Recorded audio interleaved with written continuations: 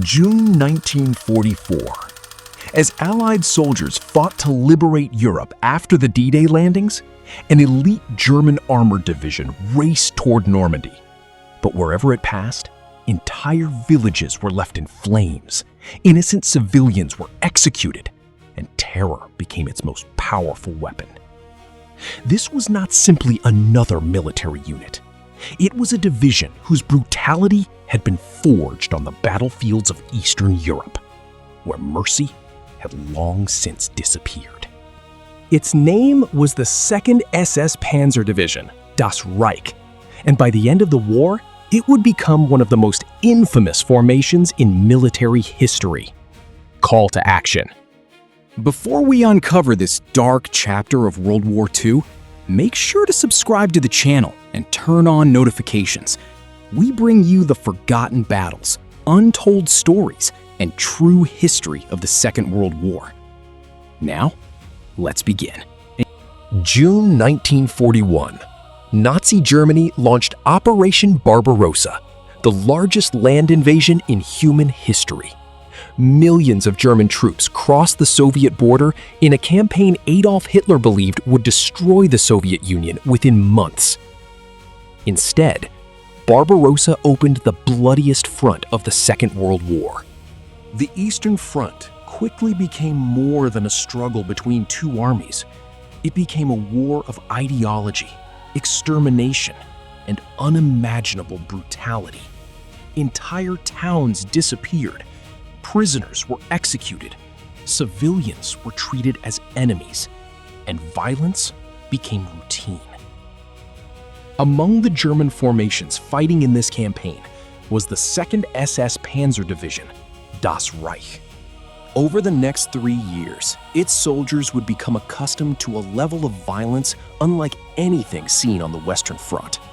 By the time they were ordered to France in 1944 to stop the Allied invasion, many of the methods they had learned in the East would be turned against the civilian population of occupied France. The consequences would be devastating. When the Second World War began on September 1st, 1939, the unit that would later become the 2nd SS Panzer Division, Das Reich, did not yet exist in its final form. Instead, it was part of the SS Verfügungstruppe, a military force created by the SS, the powerful Nazi organization responsible not only for military operations, but also for enforcing Hitler's racial policies and operating the concentration and extermination camps. In October 1939, 3 SS regiments, Deutschland, Germania, and Der Führer, were combined into a single division under the command of Paul Hauser. Although the division fought alongside the German army during military campaigns, its loyalty remained firmly with the SS and Adolf Hitler. From its earliest days, this was never intended to be an ordinary military formation. It was a weapon designed to fight not only Germany's enemies, but also Hitler's ideological war. In 1940, the division took part in Germany's invasion of Western Europe. Advancing through the Netherlands and into France, it fought aggressively as German forces overwhelmed Allied defenses.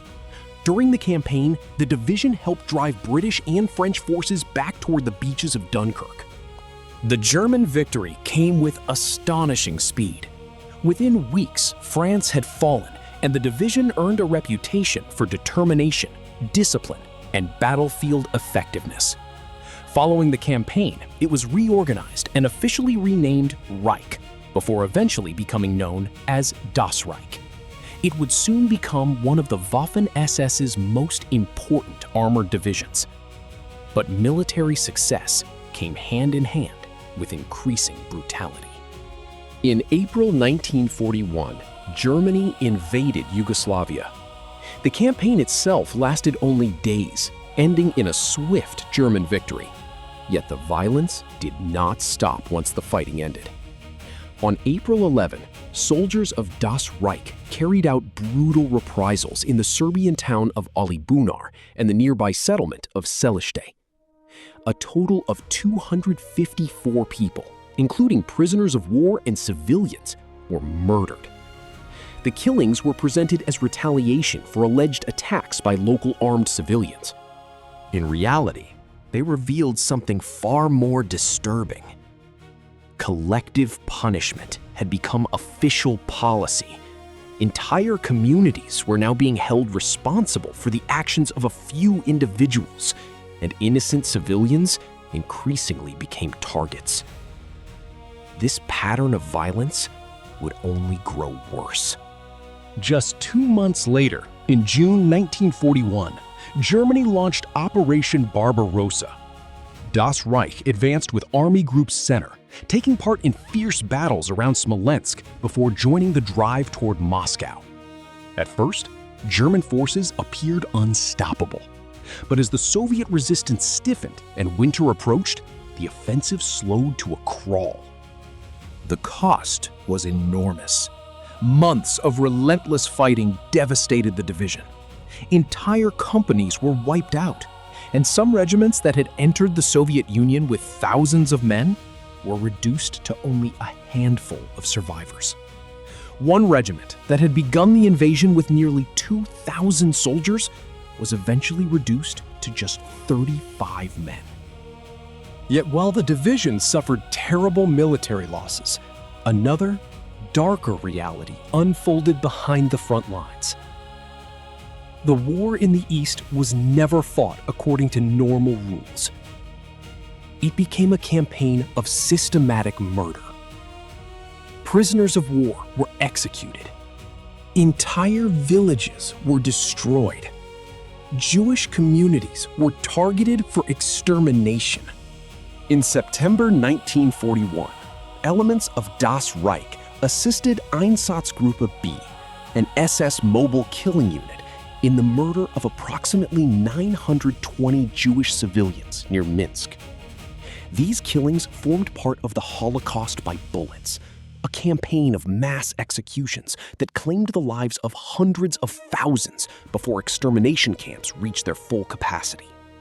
For the soldiers of Das Reich, years of fighting in this environment erased the distinction between soldier and civilian. Violence was no longer exceptional. It became routine. And the lessons learned on the Eastern Front would soon be carried westward, with catastrophic consequences. The years spent on the Eastern Front transformed the 2nd SS Panzer Division, Das Reich, into one of Nazi Germany's most battle-hardened formations. By early 1942, however, even this elite division had been pushed to its limits. Continuous combat, freezing temperatures, Soviet counterattacks, and staggering casualties had shattered its strength.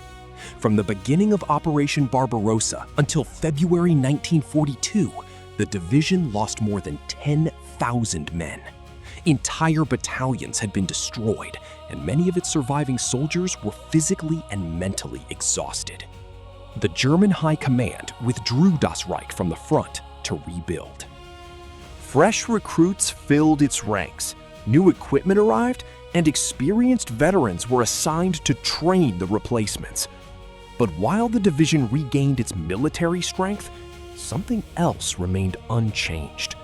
Its officers and veteran soldiers carried with them the mindset forged in the East, a belief that overwhelming violence against civilians was an acceptable tool of war. In January 1943, Das Reich returned to the Soviet Union. It fought in the brutal battles around Kharkov, where German forces temporarily regained the city after fierce street fighting. Only months later, the division participated in the Battle of Kursk, the largest tank battle in history. Thousands of tanks, aircraft, and artillery pieces clashed across the Russian plains in a battle that would decide the future of the Eastern Front. Despite fierce resistance, the German offensive failed. Kursk marked a decisive turning point in the war. From that moment onward, Germany would remain on the defensive for the rest of the conflict. As Soviet armies pushed westward, Das Reich once again suffered heavy losses. By early 1944, the battered division was transferred to southern France to recover and rebuild. Its ranks were now a mixture of inexperienced recruits and seasoned veterans. The younger soldiers lacked combat experience. The veterans, however, had survived years of merciless fighting in the Soviet Union. Many had witnessed or taken part in atrocities that had become commonplace on the Eastern Front. Those experiences would soon shape what happened next. On June 6, 1944, Allied forces stormed the beaches of Normandy. Operation Overlord had begun. Thousands of British, American, Canadian, and other Allied troops established beachheads along the French coast, opening the long-awaited Western Front. For Hitler, the invasion represented an immediate crisis. Every available armored division was ordered toward Normandy. Among them was Das Reich. But reaching the battlefield would prove far more difficult than expected. The French resistance, supported by the Allies, launched a campaign of sabotage unlike anything the division had encountered before. These actions reflected the same pattern of brutality that Das Reich had practiced on the Eastern Front. The distinction between combatant and civilian had all but disappeared, and terror had become a deliberate military strategy. Yet despite the violence inflicted on civilians, the division could not escape the reality awaiting it in Normandy. By the time Das Reich finally reached the battlefield, the Allies had firmly established their foothold. What followed was weeks of relentless combat.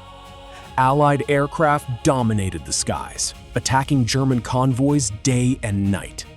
Tanks, armored vehicles, fuel trucks, and artillery columns became easy targets for fighter bombers.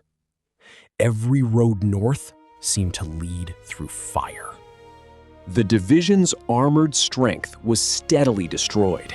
Experienced officers were killed, supply lines collapsed, and replacements could no longer keep pace with the mounting casualties.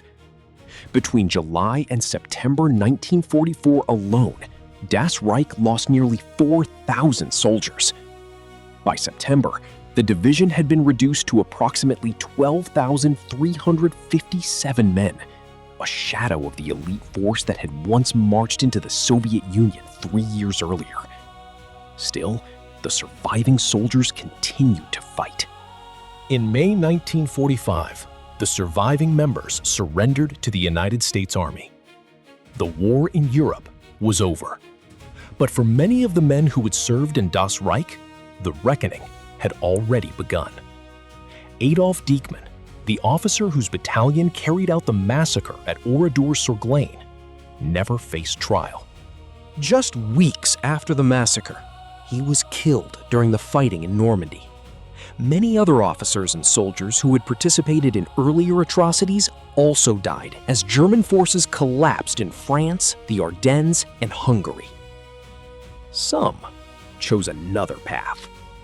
Walter Kruger, one of the division's wartime commanders, committed suicide only 14 days after Germany surrendered.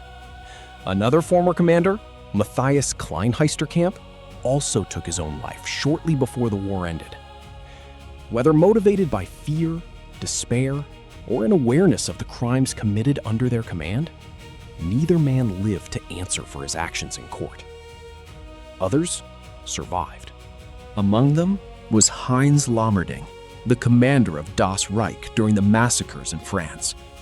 A French court later sentenced him to death in absentia for his role in the atrocities. Yet justice remained incomplete. Protected in West Germany, Lammerding was never extradited to France. He lived freely for decades and died in 1971, becoming one of the most controversial examples of how many Nazi war criminals escaped full accountability after the war.